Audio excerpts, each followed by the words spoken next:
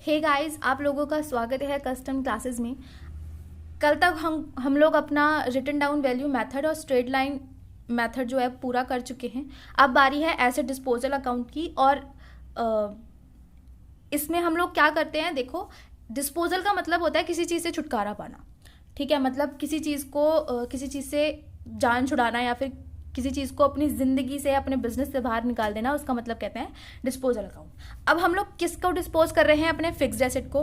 तो जब fixed asset को डिस्पोज कर रहे हैं, इसलिए उसका नाम होता है एसेट डिस्पोजल अकाउंट। ठीक है, या फिर आप जिस भी एसेट को अपने डिस्पोज ऑफ कर रहे हो, बेच रहे हो, या फिर अपनी फैक्ट्री में से बाहर निकाल के फेंक रहे हो, उस एसेट का नाम लिख दोगे। सपोज अब मैं फर्नीचर को डिस्पोज कर रही हूँ तो फर्नीचर डिस्पोजल अकाउंट आ जाएगा। मशीन को कर रही हूँ तो मशीनरी डिस्पोजल अकाउंट आ जाएगा। ऐसे हम लोग पर्टिकुलरली उसके अकाउंट का नाम लिखते हैं। अब ये बनता कब है? या डिस्पोजल अकाउंट है तो at the time of disposal ही होगा। और एसेट को अपने बिजनेस से बाहर कैसे निकाला जाता है? उसकी सेल करके। ठीक है, अब बिजनेस चला रहे हो आप, किसी को चैरिटी में तो देने नहीं वाले अपनी इतनी महंगी महंगी मशीनरीज, है ना। इसलिए इसको जब हम लोग अपनी सेल करते हैं फिक्स्ड एसेट की, उसी टाइम पे हम लोग इस अकाउंट को मेंटेन करते हैं। ओके, वैसे ये नॉर्मली उस पर्पस के लिए मेंटेन किया जाता है जब आपका प्रोविजन फॉर डेप्रिसिएशन मेंटेन किया जाता है। इसका मतलब क्या है? जैसे देखो, जब हम लोग प्रोविजन फॉर डेप्रिसिएशन को मेंटेन करते हैं तब हम लोग क्या करते हैं, अपनी सारी इंफॉर्मेशंस को अलग अकाउंट्स में प्रिपेयर करना स्टार्ट करते हैं। ठीक है, हम चाहते हैं कि हमारा मशीनरी अकाउंट जो है वो साफ सुथरा रहे। ठीक है, लेकिन आपको अगर याद होगा, जब हम लोग प्रोविजन फॉर डेप्रिसिएशन को मेंटेन करते हैं और जब किसी एसेट को सेल करने निकल पड़ते हैं, तब उस वक्त क्या होता है, हमारे जो अकाउंट है, जो हमारा मशीनरी और एसेट अकाउंट होता है, उसके अंदर बहुत ज़्यादा कंजेशन जाती है। तो हमारा पर्पस कि हम लोग सिर्फ मशीनरी की कॉस्ट वैल्यूज़ को रिकॉर्ड करते हुए चल रहे हैं, ये कहीं ना कहीं हमारा फिर खो जाता है, क्योंकि हमने ये प्रोविजन फॉर डेप्रिसिएशन इस कसम को खाकर बनाया था कि हम डेप्रिसिएशन की भनक मशीनरी को नहीं पड़ने देंगे। लेकिन जब हम लोग सेल कर रहे हैं तो उसको सब कुछ पता चल जा रहा है कि उसके साथ क्या क्या हो रहा है। तो हम लोग क्या करते हैं, ये चीज़ देखो, सपोज अब ये मशीनरी हमने बेची थी, तो ये सारी चीज़ें, ये जो आपका पूरा का पूरा होता है, बैंक और डेप्रिसिएशन की एंट्री और उस पर प्रॉफिट या लॉस हुआ है, ये पूरा का पूरा प्रोसेस उठा के हम लोग कहीं और ले जाते हैं करने के लिए। ठीक है, ताकि इसको पता ही ना चले कि इसका माल कितने में बिका। ठीक है, मतलब क्या कहते हैं, हम लोग एसेट अकाउंट के साथ थोड़ी सी दगाबाजी और कर देते हैं। इसको ये नहीं बताना चाहते हम लोग कि तेरे पे डेप्रिसिएशन कितना लग रहा है, और तेरे को बेचने के बाद मतलब तेरा एक अंक काट के जब हमने बेच दिया तो उस वक्त कितना प्रॉफिट या कितना लॉस हुआ, ये भी हम मशीनरी अकाउंट को नहीं बताना चाहते। ठीक है, तो फिर हम लोग क्या करते हैं, हम लोग एक अकाउंट बनाते हैं, एसेट डिस्पोजल अकाउंट, जिसमें ये सेल वगैरह की सारी ट्रांजैक्शंस को रिकॉर्ड किया जाता है। ठीक है, अब बात ये होती है कि क्या अगर मैं डेप्रिसिएशन सीधा एसेट में ही चार्ज करते हुए चल रही हूँ, ठीक है, मतलब क्या मतलब है इस चीज़ से, अगर यहाँ पर आप लोग हर साल बाय डेप्रिसिएशन भी लिख रहे हो बैलेंस शीट की जगह, ठीक है, और फिर उसको रिड्यूस्ड वैल्यू पे उतार के लेकर आ रहे हो, तो क्या आप लोग तब नहीं एसेट डिस्पोजल अकाउंट मेंटेन कर सकते? क्यों नहीं कर सकते? बट हमारा मकसद क्या होता है इस चीज़ को बनाने के लिए, कि ताकि हमारी मशीनरी अकाउंट में ज़्यादा ना वो ना बने, बहुत ज़्यादा कंजेशन ना हो जाए, इसलिए हम सेपरेट अकाउंट्स बनाते हैं। वरना आप चाहो तो अगर आप डेप्रिसिएशन चार्ज कर रहे हो एसेट अकाउंट से, तो भी आप लोग एसेट डिस्पोजल अकाउंट बहुत आराम से बना सकते हो, कोई बहुत ज़्यादा प्रॉब्लम नहीं है। बट हमें क्या याद रखने वाली बात है कि आपके एग्जाम में भी क्वेश्चन इसी से आएगा। ठीक है, एग्जाम में भी क्वेश्चन उसी से आएगा जब आपका प्रोविजन फॉर डेप्रिसिएशन मेंटेन हो रहा है, क्योंकि उसी में ही कैलकुलेशन की सरदर्दी जागती है ना। तो मैं आपको भी उसी अप्रोच से ही करवाऊंगी। ओके, अब इसमें हमें अकाउंट्स कौन कौन से चाहिए होते हैं? ठीक है, एक एसेट अकाउंट तो बनता ही बनता है हमारा, डेप्रिसिएशन अकाउंट बनता है हमारा, एसेट डिस्पोजल अकाउंट भी बनता है, और प्रोविजन फॉर डेप्रिसिएशन अकाउंट भी बनता है। ठीक है, अगर प्रोविजन फॉर डेप्रिसिएशन मेंटेन हो रहा है, ओके, तब बनता है। बाकी सब कुछ सेम रहता है, सब कुछ ही सेम रहता है, बैलेंस शीट वगैरह और प्रॉफिट एंड लॉस का सब कुछ सेम रहता है। बस एक चीज और जुड़ जाती है कि सेल की बातें हम मशीनरी के सामने ना करके किसी और कमरे में जाके कर रहे हैं। किस कमरे में जाके बात कर रहे हैं? एसेट डिस्पोजल वाले कमरे में जाके बात कर रहे हैं। ओके, अब इसकी अकाउंटिंग ट्रीटमेंट्स क्या होती है, उसके लिए एक प्रैक्टिकल क्वेश्चन लेंगे हम। देखो, और ये प्रैक्टिकल क्वेश्चन ये रहा, जैसे मैंने आपको बाकी के क्वेश्चंस भी PDF फॉर्म में प्रोवाइड करवा दिए थे, इसको भी मैं टाइप करके आपके डिस्क्रिप्शन बॉक्स में डलवा दूंगी और टेलीग्राम ग्रुप पे भी डलवा दूंगी। ओके, आप इसका एक बार स्क्रीनशॉट ले लो ताकि हम लोग साथ साथ क्वेश्चन करते रहें। और इस प्रैक्टिकल क्वेश्चन में मैंने आपकी कुछ एक आधी चीज़ जो थी वो रह गई थी वो भी लेकर आई हूँ मैं ध्यान में। जैसे अगर आपको टर्म ये लिख कर आती है कि a part of machinery was sold, तो उसकी एंट्री हम लोग कैसे लेते हैं अपने क्वेश्चंस में, ठीक है, उसको हम लोग कैसे लिखते हैं। अब आप क्या करोगे ना, जिस तरीके से मैं सॉल्यूशन करवा रही हूँ आप लोग प्रैक्टिकल अप्रोच अपना ऐसे ही रखोगे ताकि कैलकुलेशन में गड़बड़ ना हो। ओके, तो हम जल्दी से अब इसको स्टार्ट करते हैं। एक बार मैं पढ़ देती हूँ ताकि आपको मेरी लिखी हुई ये साफ सुथरी भाषा समझ में आ जाए। क्या लिखा है इसमें, ए लिमिटेड, ठीक है, कंपनी का नाम है A limited, purchase a machinery on 1 April 2015, 2015 1 तारीख अप्रैल की हमने एक मशीनरी खरीदी, कितने की, 12 लाख की, ठीक है। अ पार्ट, ठीक है, अलग अलग लिखा हुआ है, ए पार्ट, ठीक है, A part of machinery purchase on 1 April 2015 was sold on 1 October 2016। इसका मतलब क्या है, जो हमने मशीनरी खरीदी थी 1 अप्रैल 2015, 1 अप्रैल 2015 में हमने कौन सी मशीनरी खरीदी थी, ये 12 लाख वाली, उसका एक पार्ट। अब देखो मशीनरी हम लोग किसको कहते हैं, जब बहुत सारी हमने मशीन्स खरीद रखी हैं, ठीक है, उसमें से एक मशीन निकाल दी, एक हिस्सा निकाल के, जैसे मेरे पास 4 मशीन थी जो 12 लाख की थी, उसमें से एक मशीन की कॉस्ट जो थी वो 80,000 थी, जो मैंने कितने में बेच दी, 45,000 में बेच दी, ठीक है। और डेप्रिसिएशन का रेट दे रखा है मुझे 10% पर एनम। मुझे बताना क्या है, मशीनरी अकाउंट और मशीनरी डिस्पोजल अकाउंट मुझे क्वेश्चन में शो करना है। प्रोविजन फॉर डेप्रिसिएशन, ठीक है, और प्रोविजन अकाउंट इसने बनाने, sorry, provision for depreciation and depreciation account इसने बनाने के लिए नहीं बोला है, लेकिन आप लोग मेंटेन करोगे, ठीक है, भले ही वर्किंग नोट्स में शो करोगे लेकिन जरूर मेंटेन करोगे, क्योंकि आपको पूरा क्वेश्चन सारे अकाउंट्स के साथ कैसे सॉल्व करना है ये अप्रोच आना चाहिए, ठीक है। तो हमें मशीनरी अकाउंट बनाना कब से कब तक का है, ये 1 अप्रैल 2015 से 31 मार्च 2017। ओके, अब 2 केसेस कौन कौन से हैं, when provision for depreciation is maintained and when provision for depreciation is not maintained, ठीक है, दोनों केसेस हैं और हमें दोनों मेथड से करवाना है। मैं आपको सॉल्व करवाऊंगी रिटन डाउन वैल्यू मेथड से, स्ट्रेट लाइन मेथड से आप खुद सॉल्व करोगे, उसी सेम अप्रोच से जो मैं आपको ये वाले क्वेश्चन करवाने वाली हूँ, ठीक है। तो जल्दी से अब अपना क्वेश्चन स्टार्ट करते हैं। जल्दी से हम अपनी टाइमलाइन बनाते हैं। देखो, सबसे पहले तो मेरे को क्वेश्चन स्टार्ट कहाँ से करना है, 1 अप्रैल 2015 से, तो ठीक है, मैं 1 अप्रैल 2015 की बातें करूंगी, ठीक है, और मुझे क्वेश्चन गिवन भी वहीं से ही है तो कोई मतलब नहीं है। ओके, 31 मार्च 2016, ठीक है, एक हमारी टाइमलाइन ये हो गई।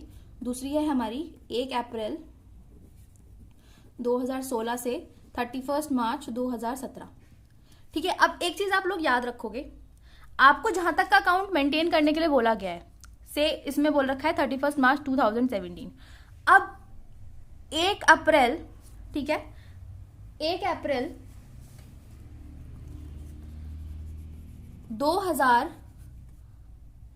17, या फिर ये कह लो 31 मार्च 2017, ठीक है, 2017 के बाद कुछ भी हुआ हो, क्वेश्चन में कुछ भी गिवन हो, ठीक है, अगर वो डेट आपकी अकाउंट्स मेंटेन करने की डेट के बाद की है, तो भले एक दिन बाद की है, 1 अप्रैल की, आपको उस चीज से कोई लेना देना नहीं है। भले ये अरबपति बन गया हो, भले ही इसका सब कुछ बिक गया हो, इसने सारी मशीनरी बेच दी हो, इसने ये दुगने दाम में बेची हो, कोई मतलब नहीं है हमें इस चीज से, ठीक है। अगर वो मेरे को मेंटेन करने के लिए नहीं बोला हुआ तो आप लोग उसे मेंटेन नहीं करोगे, बस नोट डाल के एक चीज लिख दोगे, क्योंकि ये जो फला ट्रांजैक्शन है अब वो आपकी अप्रैल में हो रही होगी, मई, जून, जुलाई, अगस्त, सितंबर, अक्टूबर, नवंबर, दिसंबर, 1 साल बाद, 2 साल बाद, 3 साल बाद, कोई फर्क नहीं पड़ता, क्योंकि मेरे को अकाउंट बनाना है सिर्फ 2017 तक का, ठीक है। आप नोट डाल के लिख दोगे, क्योंकि ये ट्रांजैक्शन 31 मार्च 2017 के बाद हुई है, इसलिए ये अकाउंट्स इसकी मेरे अकाउंट्स में शो नहीं की जाएगी, ठीक है। तो ये बात हमेशा आप लोग याद रखोगे।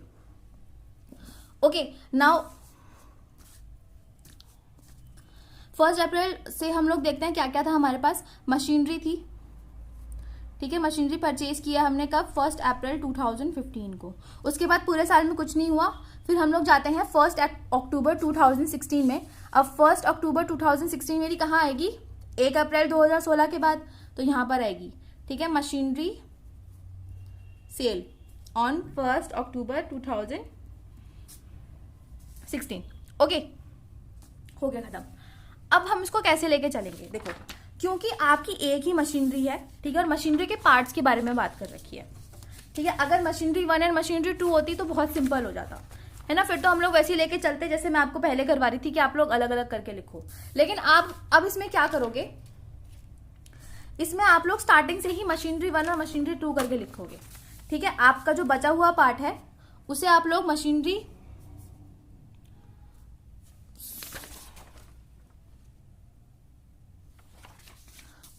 मशीनरी 1 लिखोगे, और जो आपको आगे जाके डिस्पोज ऑफ करना है, क्योंकि वो हमने इसी डेट पे खरीदी थी ना 80,000 की, ठीक है। क्वेश्चन में गिवन है ना कि 1 अप्रैल को ही थी आपकी वो 80,000 की, ओके। तो यहां लिखोगे आप लोग 2 बैंक अकाउंट, ओके। यहां लिखोगे मशीन 1 और मशीन 2। आपकी मशीन 2 की कॉस्ट जो मुझे आगे जाके बेचनी है वो आप ले लो 80,000, बाकी बचा कितना 11,20,000, ठीक है, क्योंकि टोटल कितनी थी आपकी 12 लाख की मशीनरी थी, ठीक है। फिर से सुनते हैं एक बार, टोटल मेरी कितने की थी 12 लाख की मशीनरी थी। 12 लाख की मशीनरी में से 80,000 की मुझे आगे जाके बेचनी है, इसी का पार्ट, ठीक है। इसलिए मैं उसको स्टार्टिंग से ही अलग अलग करती हुई चल रही हूँ, ठीक है, ताकि मुझे आगे जाके किसी भी कैलकुलेशन में दिक्कत ही ना हो, ओके राइट। अब सबसे पहले मशीनरी अकाउंट को हम लोग क्लोज करते हैं इस साल, क्योंकि और कोई परचेज और सेल नहीं हुई है, तो हम लोग उसको सिंपल बंद कर देंगे। कैसे, 31 मार्च पे जाएंगे और जाके यहां लिख देंगे बाय बैलेंस सीडी। तो क्या मुझे अभी भी मशीन 1 और मशीन 2 लिखने की जरूरत है? हाँ लिखो, ठीक है, ऐसे लिखोगे कभी जिंदगी में क्वेश्चन गलत नहीं होगा डेप्रिसिएशन का, ओके।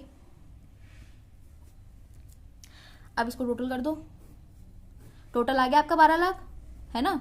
कुछ भी मैंने कम ज्यादा तो नहीं किया, बस क्या किया, उसको 2 हिस्सों में डिवाइड कर दिया ताकि मेरी कैलकुलेशन इजी हो जाए, ठीक है। नहीं तो अगर आपको लगता है कि एग्जामिनर आपकी बात नहीं सुनेगा तो नोट में डाल दो कि हमने इस मशीन को 2 पार्ट में डिवाइड कर दिया, एक 80,000 में और एक बाकी बची हुई, ओके, कोई बात नहीं पड़ती इस चीज से।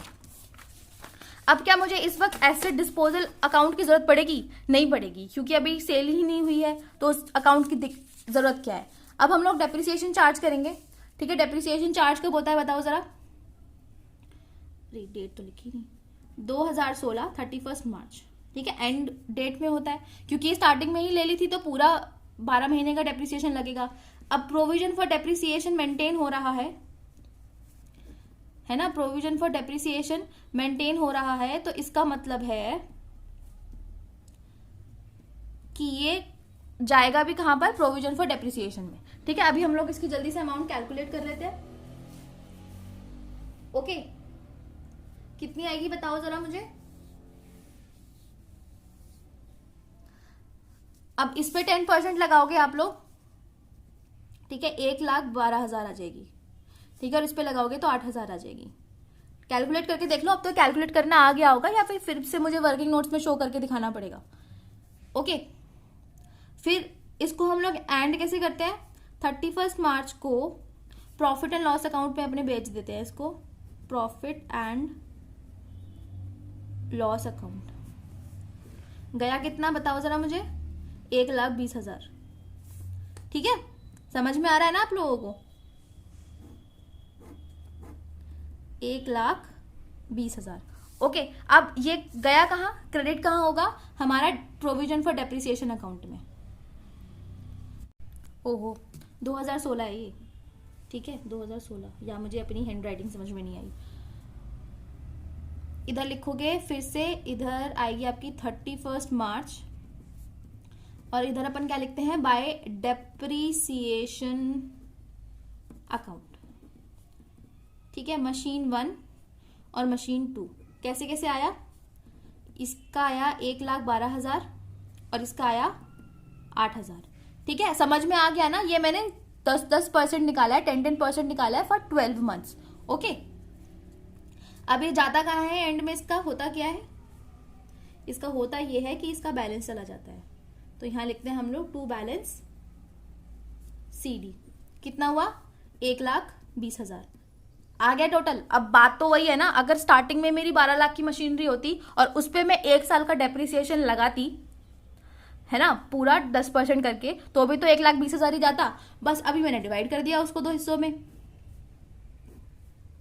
अगर वो 3 पार्ट में बेचने को कह रहा है तो 3 पार्ट कर दो। जितना आपको एग्जामिनर घुमाने की कोशिश करे ना, आप उसको उतना ही सिंपल वे में क्वेश्चन को प्रेजेंट करके दे दो। ठीक है, अब देखो एक चीज ध्यान रखना, ये दोनों अकाउंट मैंने एक ही पेज पे इसलिए बनाया है क्योंकि मुझे क्वेश्चन ने ये बोला था कि मुझे ये दोनों अकाउंट बनाने हैं। मैं इसको एज अ वर्किंग नोट दे सकती हूँ। ठीक है, वर्किंग नोट डाल दोगे ना आप यहाँ पर, तो एग्जामिनर बड़ा खुश हो जाएगा, अरे इनको तो पता था कि ये क्वेश्चन का पार्ट नहीं है, लेकिन उन्होंने तब भी बनाया वर्किंग नोट में जाके। ठीक है, चलो अब देखो नेक्स्ट ईयर पे चलते हैं। इस साल की पूरी राम कहानी हमारी हो गई खत्म। अब नेक्स्ट ईयर पे चलो। सबसे पहले तो अपनी अकाउंट्स को ओपन करो, फिर से यहाँ आए आप लोग बैलेंस बीडी लेके। ठीक है, बैलेंस बीडी लेकर आए। मशीन 1 का कितना बैलेंस लेकर आई मैं?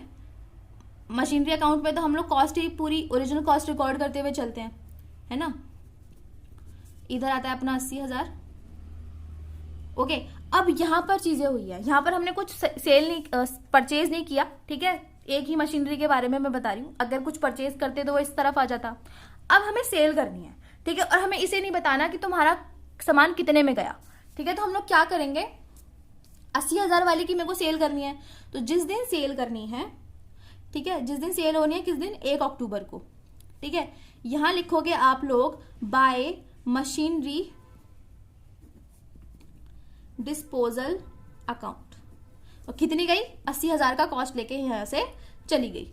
ठीक है, तो अभी इसको यहां पर बैलेंस करेंगे, तो अभी रुक जाते हैं बैलेंस करने से। अब ये यहां पर कहाँ आएगी? ठीक है, सबसे पहले तो इसको लेकर आओ। इसके बारे में बात कहाँ करनी है हमें, अलग कमरे में। तो इसको सबसे पहले इस कमरे में जाके बिठाओ। कहाँ जाएगी ये, क्योंकि ये आपका एक मशीनरी अकाउंट का एक पार्ट ही है। ठीक है, जिसको हमने अलग से एक बना दिया है, इसलिए इसका नेचर भी सेम मशीनरी अकाउंट की तरह ही रहेगा। ओके, अगर इसमें कोई चीज आती है, ठीक है, कुछ चीज आई, जैसे हमारा रियल नेचर में होता था कि जो भी आता है उसे आप करोगे डेबिट, और जो भी जाता है उसे आप करोगे क्रेडिट। ठीक है, तो क्या आया मेरा, 1 अक्टूबर को आया यहाँ पर टू मशीनरी अकाउंट से आया, है ना, 80,000 से। अब हम बात करेंगे वैसी नॉर्मल जैसे हम लोग करते थे, प्रोविजन फॉर डेप्रिसिएशन, जितने में बिकी उतना, और प्रॉफिट और लॉस के बारे में बात करेंगे। लेकिन सबसे पहले हमें इसकी निकालनी होगी डेप्रिसिएशन वैल्यू। अब डेप्रिसिएशन वैल्यू कैसे निकालोगे आप लोग, कैलकुलेट करोगे जरा मेरे साथ, एक सेकेंड। अब क्योंकि आपका ये रिटन डाउन वैल्यू मेथड है, okay, written down value method में हम लोग रिड्यूस्ड वैल्यू पे डेप्रिसिएशन को कैलकुलेट करते हैं। ठीक है, अब रिड्यूस्ड वैल्यू मेरी कैसे आएगी बताओ जरा। वही, अब रिटन डाउन वैल्यू मेथड है तो डेप्रिसिएशन तो मुझे शो करना ही पड़ेगा। कैसे करोगे, हम लोग कौन सी मशीनरी के बारे में बात कर रहे हैं, मशीन 2। ठीक है, वैल्यू एज ऑन 1 अप्रैल 2015 कितनी थी हमारी, 80,000। ओके, उस पे से हमने डेप माइनस किया कितना, 10% फॉर 1 ईयर। कौन से फाइनेंशियल ईयर का क्या है मेरा, 2015-16 का, कितना, 8,000। कितना आया, 72,000 मेरा बचा। ये कैसे आया, value as on 31 March 2016। Okay, अब इसके बाद डेप्रिसिएशन माइनस होगा। ठीक है, डेप्रिसिएशन माइनस कितने दिन का होगा, जब तक ये मेरे पास है। कब तक है मेरे पास ये, इसको मैंने यूज कब तक किया है, 1 अक्टूबर, मतलब 1 अक्टूबर को तो बेच दिया, तो हमने इसको कब तक यूज किया है, 30 सितंबर 2016 तक। तो निकालो जरा, पूरा अप्रैल यूज किया, मई यूज किया, जून यूज किया, जुलाई यूज किया, अगस्त यूज किया और सितंबर यूज किया। ठीक है, पहले अक्टूबर को तो हमने बेच दी, तो अक्टूबर में तो उसे एक भी दिन यूज नहीं किया, तो 6 महीने के लिए यूज किया। तो 10% में निकालूंगी किसका, 72,000 का, कितने मंथ्स के लिए, 6 मंथ्स के लिए। अब समझ में आ गया, 6/12 तो कितना आएगा ये, 3600। ओके, 3600 आपका आएगा। और इसकी वैल्यू आएगी आपकी 68,400। और ये कब की वैल्यू है मेरी, वैल्यू एज ऑन 1 अक्टूबर 2016। ये कौन सी डेट है इसकी, सेल की। ठीक है, इसमें से हम लोग क्या माइनस करते थे आज अभी तक, सेल वैल्यू। सेल वैल्यू मुझे कितने गिवन है जरा क्वेश्चन में मुझे बताओ, 45,000। ठीक है, 45,000 अपन इसमें से माइनस कर देते हैं, कर दो जरा माइनस। 23,400 ये मेरा क्या आया, loss on sale of asset. ठीक है, loss on sale of asset. अब इसको हम लोग रिकॉर्ड कैसे करेंगे, अब देखो इसको रिकॉर्ड कैसे करते हुए चलते हैं। ठीक है, अगर आपके क्वेश्चन में ये नहीं बोल रखा कि आप प्रोविजन फॉर डेप्रिसिएशन और डेप्रिसिएशन अकाउंट बनाओ, तो सीधा ये वर्किंग नोट्स भी आप लोग शो कर सकते हो, फुल मार्क्स मिलेंगे, क्योंकि एग्जामिनर को मतलब है कि ये दोनों अकाउंट सही होने चाहिए। ठीक है, तो आप इसको अब कैसे ट्रांसफर करोगे, तो इस पर डेप्रिसिएशन चार्ज होगा 2016 1 अक्टूबर तक का इस पर डेप्रिसिएशन चार्ज होगा। तो यहाँ लिखोगे आप लोग to provision for dep account. पूरा लिखना प्लीज, पूरा लिखना, मेरी तो आदत खराब हो चुकी है।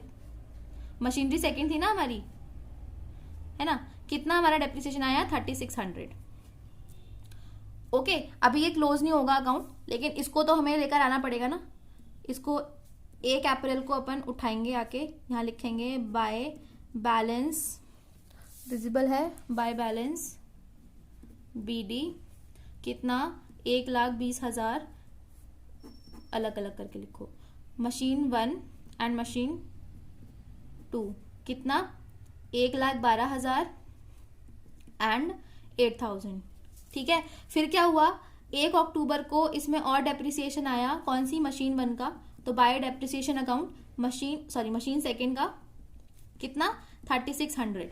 ओके, अब एक चीज और होगी, क्योंकि ये डेप्रिसिएशन मैं पूरा का पूरा पहले कहाँ लेके जाती थी, मशीनरी अकाउंट में, लेकिन अब सेल की बातें किसी और कमरे में हो रही है ना जाके, तो उसी कमरे में जाके हम इसका पूरा का पूरा प्रोविजन छोड़ कर आएंगे। कहाँ लेकर आएंगे, 1 तारीख को लेके जाएंगे, कहाँ लेके जाएंगे, मशीनरी डिस्पोजल अकाउंट में। ठीक, कौन सा वाला मशीन का जाएगा पूरा, मेरा मशीन सेकेंड। ठीक है, अब जाएगा कितना, पूरा का पूरा, क्योंकि प्रोविजन में तो पूरा का पूरा बैलेंस जाता है। अब आप लोग यहां से डायरेक्ट कैलकुलेट कर सकते हो, कितना 8,000 पहले का और 3600 अभी का, तो कितना हो गया ये 11,600। ठीक है, 11,600 हो गया।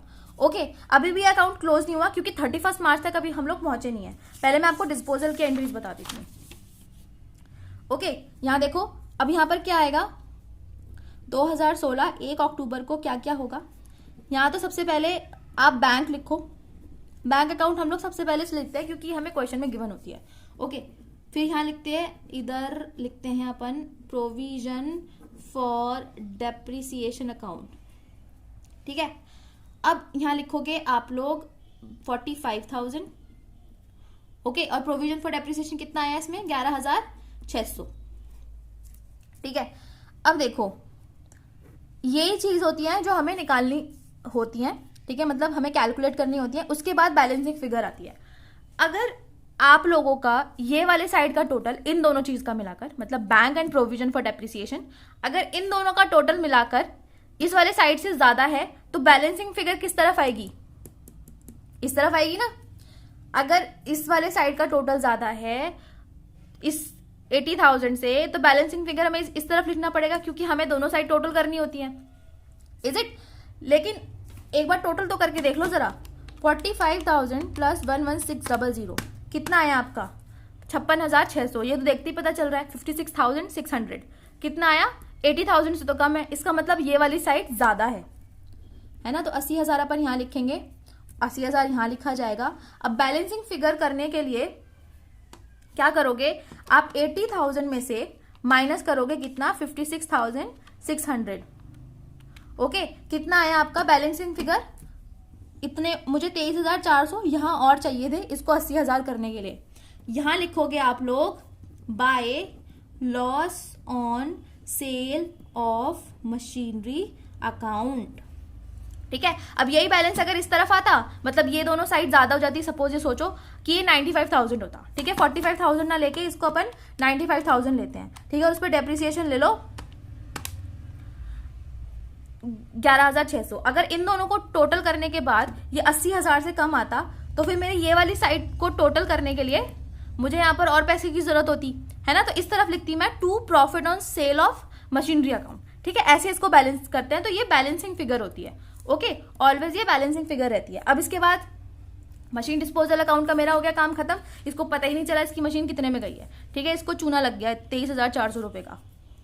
अब हम लोग क्या करेंगे भाई, साल तो एंड करना पड़ेगा, कब करोगे यहाँ पर। अब यहाँ आओगे आप लोग, बाय बैलेंस सीडी लिखोगे मशीनरी अकाउंट में। अब बाय बैलेंस सीडी के लिए मुझे मशीनरी कौन सी बची है मेरी, सिर्फ कौन सी वाली बची है, फर्स्ट वाली, जो बाकी का पार्ट था उसे लिख दो डिट्टो यहाँ पर, 11,20,000 पूरा टोटल करोगे, अभी भी 12 लाख ही रहा आपका,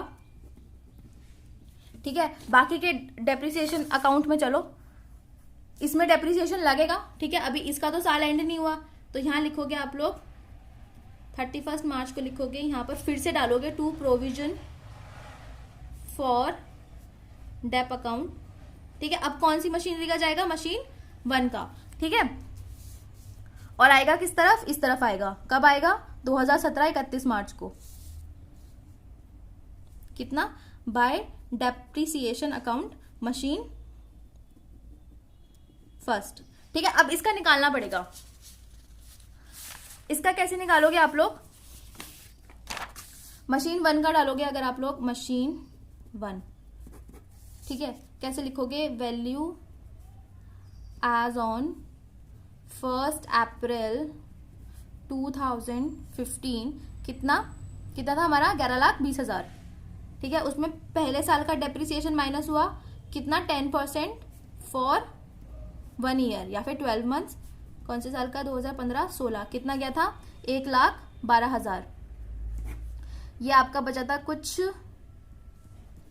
10,08,000, ठीक है। ये थी आपकी वैल्यू एज ऑन 31 मार्च 2016, ठीक है। इस पे आप लोग डेप्रिसिएशन कैसे कैलकुलेट करोगे, पूरे साल का, तो 10% ऑफ 10,08,000 पूरे साल का, ठीक है, 2016-17 के लिए कितना डेप्रिसिएशन लगेगा इसमें बताओ जरा, 1,08,000, ठीक है। 10% ऐसी फिगर होती है जिसको निकालना बहुत ही ज्यादा इजी होता है, लेकिन उसमें माइनस करने के लिए हमें कैलकुलेटर की जरूरत है। -10%, यह आया आपका 9,07,200, ठीक है। ये आपकी होगी वैल्यू एज ऑन 31 मार्च 2017, ठीक है। अब डेप्रिसिएशन कौन सा जाएगा, ये वाला, ओके, ये वाला डेप्रिसिएशन लिखा जाएगा कहाँ, इधर, एक तो यहाँ आएगा 1,08,000, ठीक है, और यहाँ आएगा 1,08,000, ओके।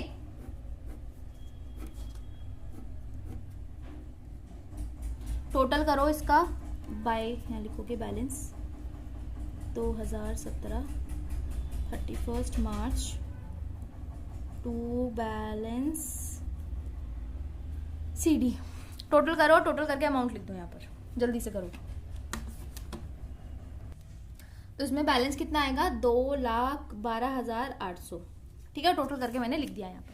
अब इसका टोटल करो, इसका टोटल करके बताओ मुझे जरा कितना आएगा जल्दी से, ठीक है। और ये जाता का है, इतने में यहाँ लिखती हूँ, साल के एंड में ये पूरी की पूरी अमाउंट लेके कहाँ जाता है, प्रॉफिट एंड लॉस में अपनी हाजिरी करवाने, प्रॉफिट एंड लॉस अकाउंट। पूरा अमाउंट जाएगा कितना, 3,600 प्लस 1,08,000, ये हो गया आपका 1,04,400, ठीक है, 1,04,400। तो ये हो गया आपका वो केस जहां पर प्रोविजन फॉर डेप्रिसिएशन मेंटेन हो रहा है। अब हम लोग जल्दी से देखेंगे जब हमारा प्रोविजन फॉर डेप्रिसिएशन मेंटेन नहीं होता है तो उस केस में कैसे करते हैं, ठीक है। और अभी इतने क्या करोगे, वीडियो को करोगे पॉज और जल्दी से मेरे को मशीनरी अकाउंट कहाँ तक बना के दिखाओगे, 2015-16 मतलब 1 अप्रैल 2015 टू 31 मार्च 2016 का मुझे मशीनरी अकाउंट बना के दिखाओ जल्दी से, ताकि आप लोग फिर प्ले करके इसको मेरे साथ टैली करो, ओके। तो मैंने आपको यहां तक बनाने के लिए बोला था, आप जल्दी से टैली करो कि सही बनाया क्या।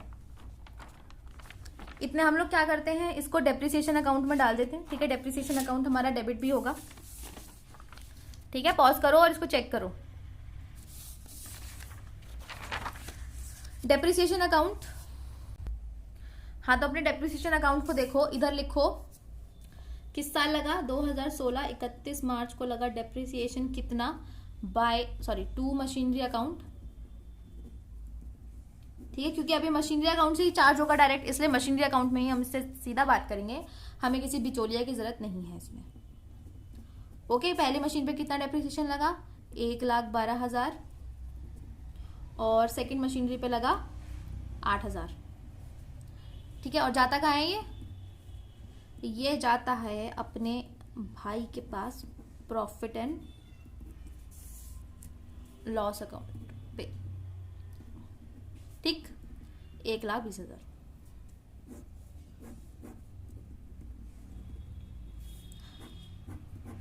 ओके, अब बात करेंगे हम लोग उस साल की जिस साल हमारे साथ होना है सेल के बारे में बात।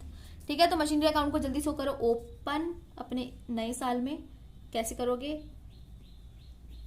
क्या लिख के? टू बैलेंस बीडी मशीन 1 कितना आया? 10,08,000। ठीक है, और मशीन 2 72,000। अब इसके सामने डेप्रिसिएशन की बात तो हो गई, लेकिन इसके सामने डिस्पोजल की बात नहीं होगी। ठीक है, इस पे जो मशीन के बारे में जो मशीन के हम लोग सेल करने वाले हैं उसके बारे में डेप्रिसिएशन की भी बात नहीं होगी, ना सेल के बारे में बात होगी। तो होगी क्या? ये होगी कि हम इसको पूरा का पूरा उठा के मशीनरी डिस्पोजल अकाउंट में ले जाएंगे। Disposal account. ठीक है, कौन सी मशीन जा रही है मेरी? 72,000 जिसकी कॉस्ट है। ओके, इस वक्त बुक वैल्यू जितनी 72,000 हो गई है। पहले 80,000 थी उस तारीख पे, लेकिन अब 72,000 हो गई है। 72,000। हम इसको लेके कैसे आओगे? यहाँ पर आप ऐसे लेकर आओगे, यहाँ लिखोगे 2016। ठीक है, 2016 1 अक्टूबर, यहाँ लिखोगे टू मशीनरी अकाउंट कितने की आई थी? 72,000। ठीक है, अब वही सेम चीजें लिखोगे आप लोग इस तरफ। 1 अक्टूबर को ही सेल हुई है। क्या क्या लिखोगे? बाय बैंक अकाउंट कितने में मेरा गया। ठीक है, और फिर 1 अक्टूबर बाय, यहां आएगा आपका डेप्रिसिएशन। अब डेप्रिसिएशन आएगा कितने साल, कितने ड्यूरेशन का आएगा? निकालो जरा, यहां लिखो डेप्रिसिएशन सबसे पहले 2016 1 अक्टूबर। ठीक है, 2016 1 अक्टूबर डेप्रिसिएशन अकाउंट में लिखो। यहां लिखोगे आप लोग मशीनरी डिस्पोजल अकाउंट। ठीक है, मशीनरी डिस्पोजल अकाउंट निकलेगा कितना? मैं यही कैलकुलेट करके बता देती हूँ। 72,000 पे निकलेगा 10%। कितने? 6 महीने के लिए कितना आया था हमारा? 3600। सेम बात है ना? बिल्कुल। यहां लिख दोगे आप लोग 3600। गया कितने में था? 45,000 में। ठीक है, अब बैलेंसिंग फिगर हमने पहले भी देख ली, इसी तरफ आएगी। ठीक है, नहीं तो आप लोग यहां लिख सकते हो। इन दोनों केसेस में देखो डिफरेंस क्या रहा। इन दोनों केसेस में डिफरेंस ये रहा कि उसमें पूरी की पूरी अमाउंट आई थी हमारी, है ना। इसमें हमारी पूरी की पूरी अमाउंट गई थी जब हम लोग प्रोविजन फॉर डेप्रिसिएशन बना रहे थे। 80,000 कॉस्ट गई थी, उसके साथ साथ पूरा का पूरा डेप्रिसिएशन आया था। अब जब मैं एंट्री ही रिड्यूस वैल्यू के साथ कर चुकी हूं, है ना, एंट्री ही उठा के मैं लेके गई हूं 72,000 की, तो उस पर डेप्रिसिएशन भी सिर्फ उतने दिन का ही लगेगा जो करंट ईयर में मैंने एसेट को होल्ड करके रखा हुआ था। ठीक है, सिर्फ 6 मंथ्स का। इन दोनों केसेस में सिर्फ सेम यही छोटा सा माइन्यूट डिफरेंस होता है, बाकी कुछ नहीं होता। अमाउंट वही रहती है, बस ये वाली और ये वाली अमाउंट हमारी चेंज हो जाती है। By loss on sale of machinery कितना आया था बताओ जरा, कितनी अमाउंट आई थी हमारी? उतने का ही लॉस होगा अभी भी, 23,400। ठीक, अब बात रही है कि अभी बाकी की मशीन पे भी तो डेप्रिसिएशन लगाना पड़ेगा ना। तो बाकी की मशीन पे डेप्रिसिएशन लगेगा आपका 2017 31 मार्च। कैसे लगाओगे आप लोग? यहाँ पर फिर लिखोगे टू मशीनरी अकाउंट। ठीक है, मशीन सेकंड का जाएगा, यही कैलकुलेट कर दो। कितना था आपका?